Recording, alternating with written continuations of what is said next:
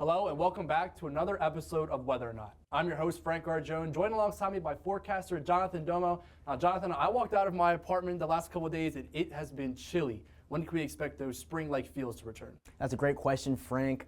We can expect those temperatures to start to rebound well above average starting this weekend and well into the next work week. Thank you, Jonathan. You hear more from him in just a minute, but for now, our Nature in the News.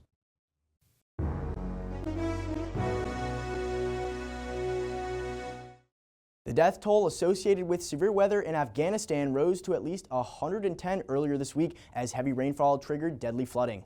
Officials say that storms began at the end of March and have caused significant property damage and loss of life in all 34 of the country's provinces. Authorities warn citizens to stay away from rivers and other flood-prone areas. A major highway that links the border with Pakistan to the country's capital was closed after landslides rendered the route unusable. Afghanistan is no stranger to deadly weather, with the country experiencing a tragic loss of life earlier this year after heavy rains killed 61 people in January. With the storm still ongoing, officials haven't been able to pinpoint exactly how much damage has occurred, but at least 200 miles of roads have been destroyed. Additionally, over 6,000 families lost access to clean drinking water after freshwater wells in the hardest hit areas were catastrophically damaged. The crew of NASA's Artemis II mission broke records on their pass behind the moon by traveling further into space than any others in history. The 4 astronauts on the first manned moon mission in more than 50 years reached 252,756 miles from Earth. The record was achieved during a 7-hour lunar flyby, which included a 40-minute communication blackout as they passed around the far side of the moon from Earth. The previous record was held by Apollo 13, which went 248,655 miles from Earth in April of 1970. During the blackout, the crew reached their closest point to the moon at 4,067 miles. The sights from the flyby are breathtaking, with Canadian astronaut Jeremy Hansen saying, "It is blowing my mind what you can see with the naked eye from the moon right now. It is just unbelievable." While the astronauts did not touch down on the moon, the mission paves the way for a future lunar landing and also lays the foundation to send a crew to Mars. The Pacific Ocean is expecting to see the occurrence of a super El Nino this year, and the effects will be felt globally. El Nino refers to when ocean temperatures in the East Pacific are warmer than usual, but this year could see abnormally high water temperatures. The latest outlook from the European Center for Medium-Range Weather Forecast shows a high chance for an extra powerful version of the climate pattern and will have a huge influence on the weather we might experience right here in Pennsylvania. A super El Nino could cause higher amounts of tropical cyclones in the Pacific and even cause droughts in parts of East and South Asia.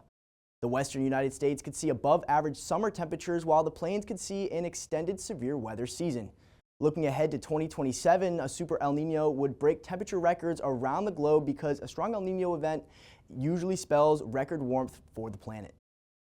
Hawaii is facing a renewed threat of flash flooding as another Kona low takes shape, bringing several inches of rain to the already waterlogged islands.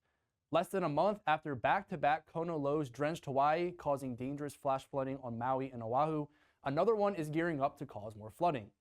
Through Sunday, more than a foot of rain is forecast across portions of the Big Island, with a widespread 4 to 8 inches expected elsewhere across the islands. The rain comes on the back of the wettest month on record for some areas in Hawaii. Kahului on Maui recorded 21.11 inches of rain in March alone, marking its wettest month in over 110 years. Honolulu, the state's capital, recorded its 4th wettest March on record with 13.61 inches last month. Damage from the March storms is expected to top $1 billion, said Governor Josh Green, who recently launched a disaster case management program for impacted residents. Unsettled conditions are forecast to continue across Hawaii into early next week.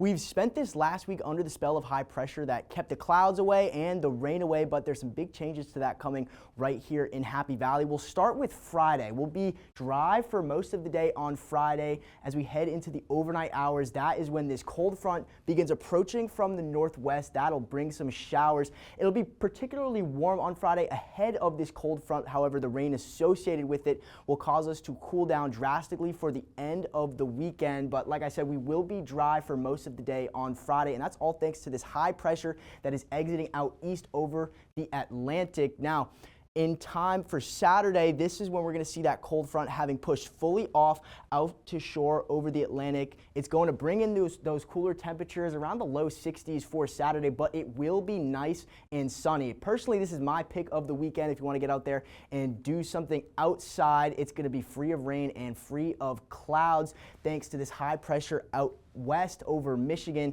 Now that high pressure will traverse its way over the Great Lakes and towards central New York. It's going to bring in some clouds associated with this precipitation in the Midwest and the plains. There's going to be some rumbles of thunder out there, but well away from us here in Happy Valley. We're not really going to be seeing those effects until at least midweek next week.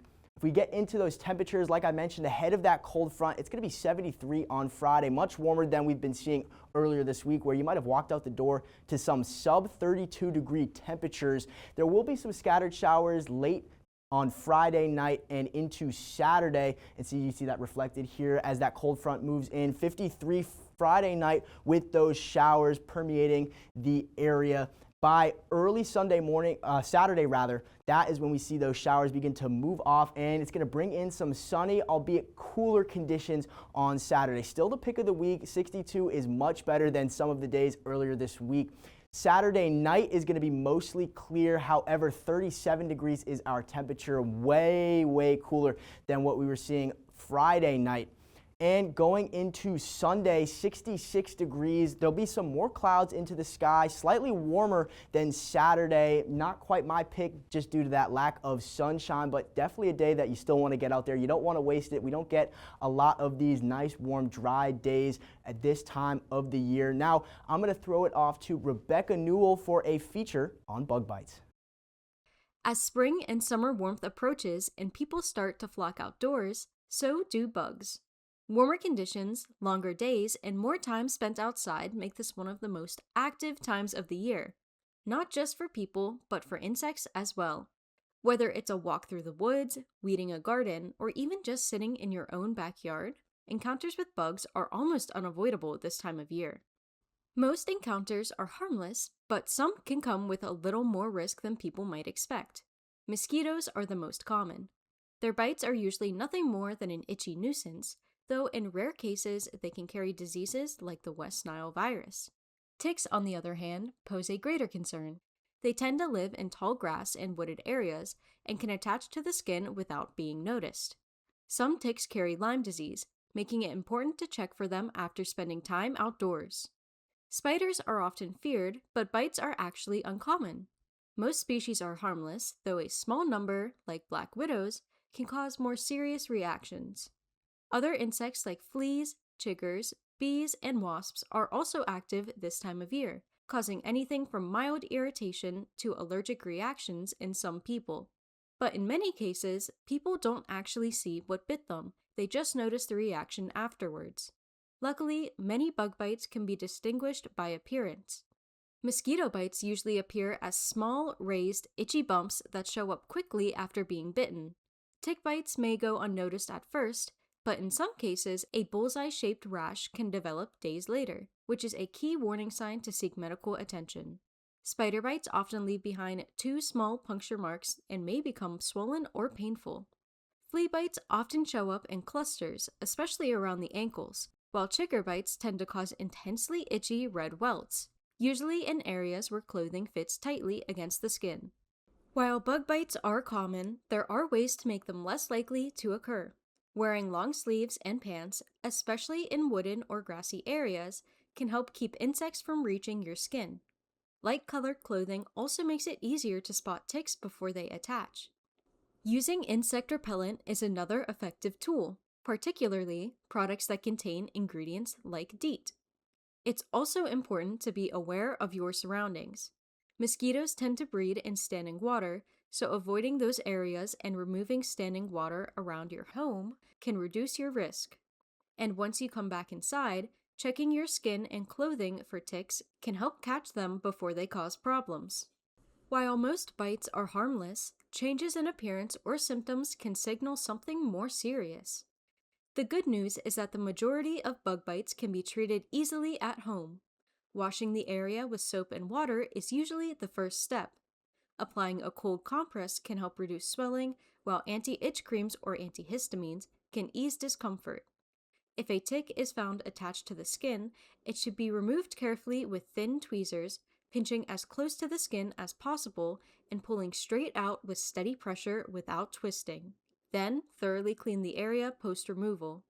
However, more serious symptoms, such as swelling, difficulty breathing, fever, or signs of infection, should be taken seriously and checked out by a medical professional.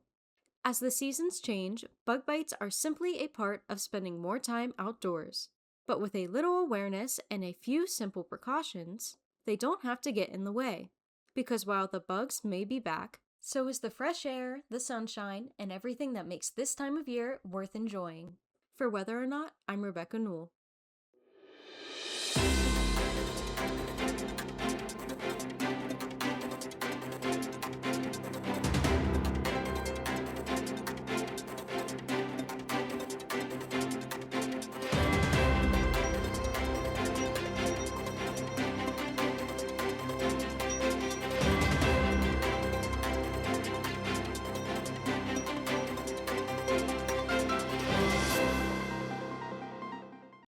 Thank you, Rebecca, for that amazing and informative feature on bug bites. You make sure to use some of the tips that you learned in her feature if you plan to be outside, because it's going to be such a nice weekend.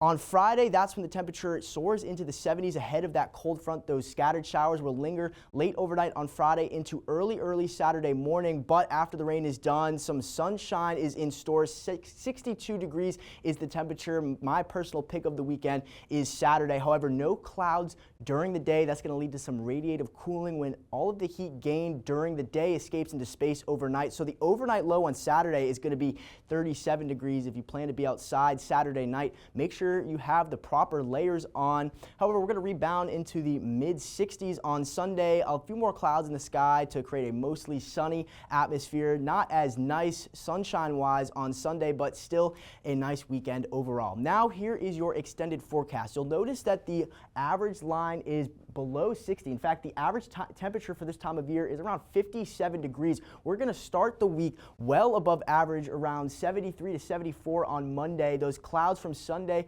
are still lingering, so it won't be a perfectly sunny day. However, miles better than what we're expected on Tuesday, when this precipitation chance starts on Tuesday and lasts until Thursday, where things begin to clear up for the end of the week. Now, temperature-wise, we have a clear up and down pattern going on. It'll be 75 on Tuesday before we take a huge jump back towards average around the mid-60s on Wednesday, with that rain chance still in play. In fact, we'll even jump below average around 52 degrees on Thursday. Now, in time for Friday, we'll be closer to average around 58 degrees, and Friday has no rain chance that we could see at the moment, and it'll be a nice way to end off the week. Make sure you stay tuned to get the answer to our Weather Whiz Quiz question.